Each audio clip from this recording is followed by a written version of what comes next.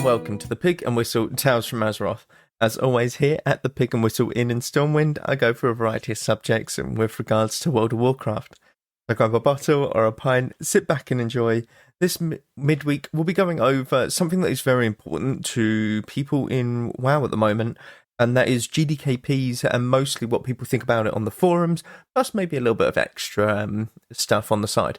But let's get straight into this, because GDKPs, if you are unaware, are gold buying raids, essentially. So, not gold buying raids, sorry, gold item buying raids for gold.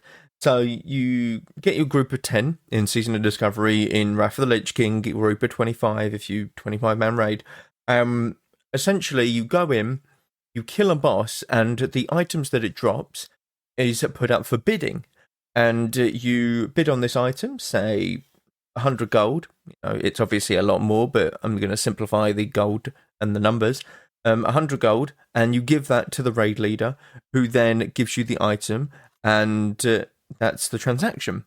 At the end of the raid, so after all of the bosses have been killed, we'll say that the raid leader has 10,000 gold. Yeah, between a 10-man raid. What he then does is he splits the gold between the raiders. He might take a cut for himself, like an extra cut for organising the raid and raid leading it. So he might take 15%. So he takes 1,500 gold, and everyone else gets the split of 8,500. And that's what a GDKP is. So essentially, you're spending gold but making gold at the same time, if that makes any sense. So that's how GDKPs work. Now, what Blizzard have recently done, I think as of yesterday, from when this episode comes out, it's yesterday or 2 days ago, kind of in between that, void, they have banned GDKPs. They have made it against TOS to do a GDKP raid. Just like buying gold from a third-party vendor, you cannot buy items using gold in-game. It is against TOS. Not at the moment. Bear that in mind. Not at the moment. February 8th, I believe, is the final day in which you can do this. It's whenever Phase 2 of Season of Discovery comes out is when the TOS is updated and they ban GDKPs. So, these are some of the best forum posts that have been posted in the meantime. Okay. Just leave pug runs if your gear doesn't drop. It is what it is. If we can't do GDKPs and our bis/near bis tunes get nothing out of the run, why complete it if our gear doesn't drop, or we got the item or didn't win the role? There's nothing in it for me to stay in a pug run. If what I need is on the second boss and nothing on the third, fourth, fifth, and sixth, I'm out. If not that, I could always just hard reserve the gear I want. If that doesn't drop, I could always just leave or pocket gear that people didn't roll on, or DE/vendor. Plus, it takes the greens as well. I get nothing out of staying in a pug run or even going to a pug run if I'm bis. Okay, you get nothing out of it if you're best in slot anyway, because you're not gearing your character, but it is what it is. I understand that he gets gold for doing GDKPs, but I mean, there's only so much gold can do for you in the game. Like, once you've maxed out professions and stuff, you don't really need the gold, do you? People put so much value on gold. It is hilarious. Like, yes, it's nice to have. It's a nice extra thing to have in the game because you can use it to buy profession stuff and all of that. But you can just farm this stuff. It really doesn't take that long. But people put way too much emphasis on gold in the game. I get that some people want to buy like WoW tokens with it for game time, and that's completely understandable. I really do.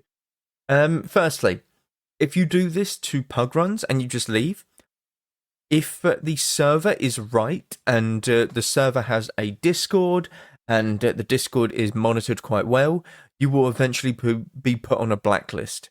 And the blacklist is essentially where people will know not to queue with you or let you into raids. So if you do this enough, people will be like, yeah, you're not joining because you're a dickhead. That's it. I'm on Pyrewood Village on Wrath of the Lich King, and it's monitored very well. It's monitored very, very well, and I know exactly who's on the blacklist, I know who isn't, and it's easy to avoid these people. And if you do this long enough, you will be put on that list, depending on if your server is good at keeping track of that or has a system of doing that. But, it is what it is. If you choose to be a dick, then people are going to be dickheads to you. Like, it's simple common courtesy. Just play the raid out. You're not there to make gold or get items. Well, you're there to get items. But just be a civilized human being. Like, it really isn't that tough, is it? Just complete the raid. You should be doing the raid because you enjoy it. Because you enjoy playing the game. You enjoy playing your character. Not because, oh my god, I need loot and gold. That's the only reason. No, people play Season of Discovery and Wrath to an extent for the interaction with other people. And, you're just being a dickhead if you do this. Please don't. Just have some common courtesy and, don't leave a raid and cry like an absolute baby if you don't get your item on the second boss and you don't need anything else. I understand that it's tempting to leave and no one can stop you, for sure.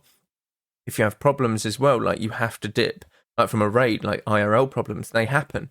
But if you're doing it just out of, oh, well, my item didn't drop, I'm going to go cry in a corner and baby rage, then, like, why? Why even join the raid? Stop being a dick. Like, it's ridiculous.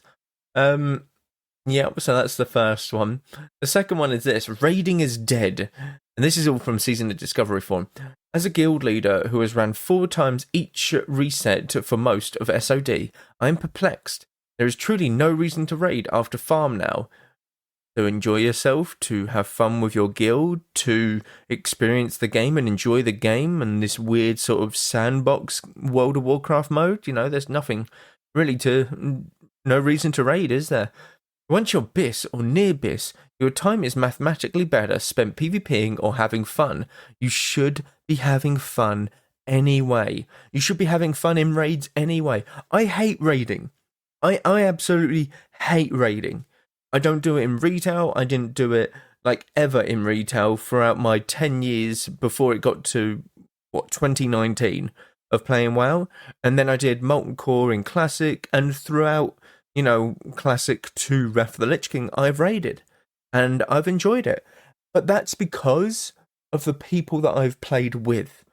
I enjoyed it because I enjoyed my class. I enjoyed talking to people during raid, even in the 40-man raids. The guild I was with, I can't stand them. I really can't. Looking back on it, it wasn't the best guild. But there were people in that guild that I talked to throughout the raids, and I enjoyed my time talking to them and just had a laugh. And that's what I take from that.